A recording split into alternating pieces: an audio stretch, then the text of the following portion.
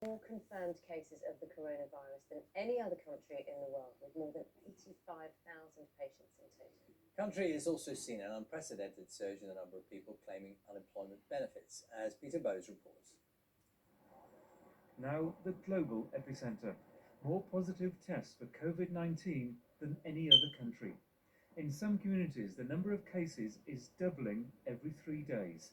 More than a quarter are in New York City, where the emergency services say they're overwhelmed by people calling for help. It's worse, they say, than after 9/11. And we're not even started yet. So if we're doing 6,000 today, it's going to be 8,000 tomorrow. More and more people are going to call. It's a sustained impact like this we've never dealt with. At his latest briefing with the White House COVID-19 task force, President Trump was generally upbeat. Beautiful day. He responded to the surge in cases. It's a tribute to the amount of testing that we're doing. We're doing tremendous testing. And I'm sure you're not able to tell what China is testing or not testing.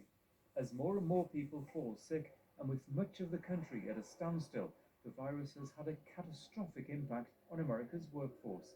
Social isolation orders and shuttered businesses have led to a huge spike in the latest jobless figures.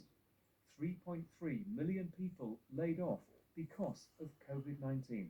Never before in US history has there been such a dramatic rise in unemployment.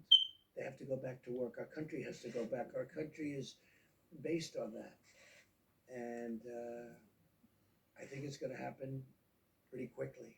Mr. Trump said robust testing protocols might allow some counties in the country to lift their safeguards against the coronavirus. He said the White House was working on a plan to be revealed next week, although it wouldn't mean an end to social distancing. In the meantime, soldiers are setting up this field hospital in New York, and a 1,000-bed naval hospital ship is being deployed to Manhattan. Another is heading to Los Angeles, where local officials fear there'll be a critical shortage of beds in the coming days and weeks. Peter Bowes, BBC News. So that's the picture in the United States. Of course, throughout the programme, we will keep you up to date with what is happening in terms of numbers, but we're also going to bring you some lovely news as well, some reaction to the clapping for carers last night.